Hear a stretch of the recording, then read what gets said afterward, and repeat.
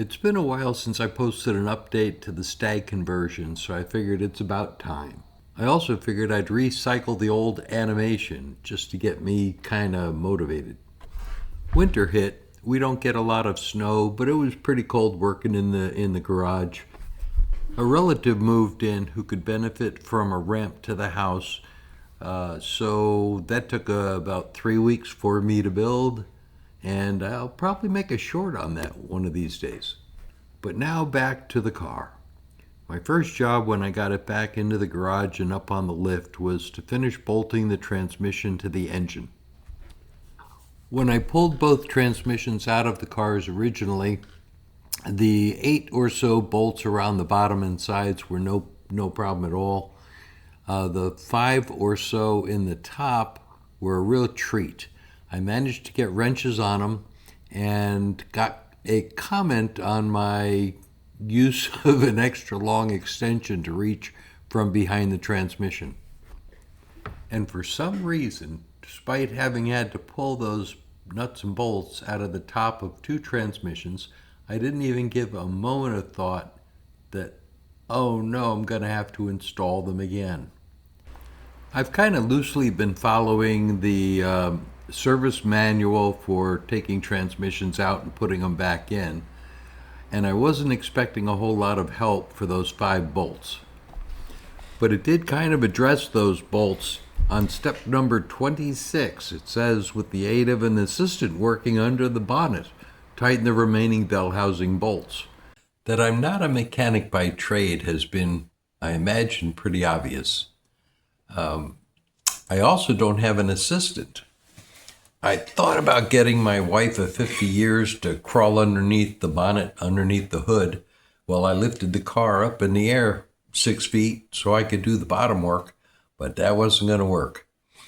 When I took the transmissions out, it was a pain, but it was not too difficult to get a wrench up on the nut and kind of brace it, lock it in place so that I could loosen the bolt with that really long extension.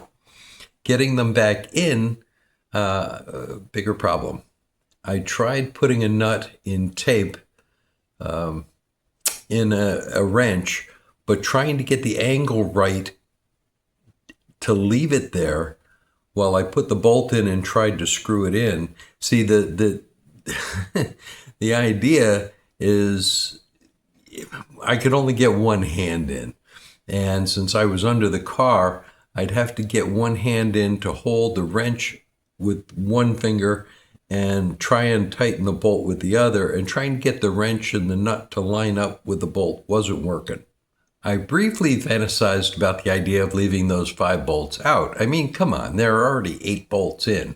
But I knew that wasn't going to work, and I had to get the bolts in. So I went to something really stupid. I came up with a solution, and it worked. But, well, here you go.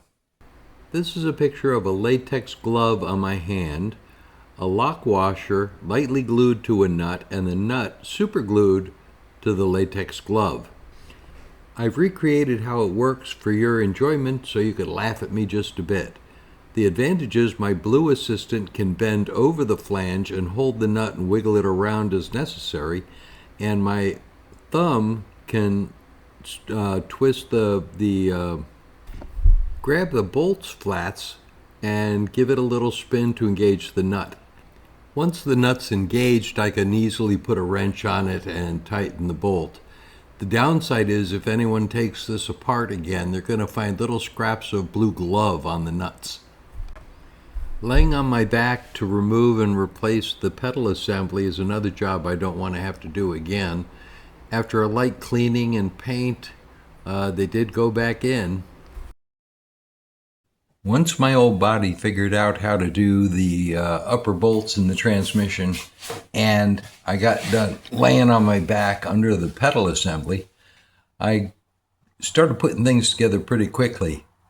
One of the things that I did was take a look at the clutch master and slave cylinders and bought new ones. So there was a little time delay for that. But it was worth it. They're nice looking cylinders and I don't have to rebuild the old ones. I had to wire the overdrive switch since it doesn't exist in an automatic car. It's on a board behind the parcel shelf. This is the board out of the white car. The wire just connects here. And as an aside, isn't it cool to have all these mechanical relays and things instead of a computer brain running your car? Well, the shifter's in place with the modified panel from the automatic transmission car. And I also installed the drive shaft. I don't think you need pictures or anything about that. I'm not going to install the exhaust until I know that I've got everything else in and it all works. I think I'm down to minor things like the speedometer cable and filling the car with fluids everywhere. And if everything does work, the bad news is the car has to go in for more surgery because the oil pan leaks, the differential leaks. I know that if British cars don't leak, that means they're out of fluid, but I'd really like this one to stay drier than it is.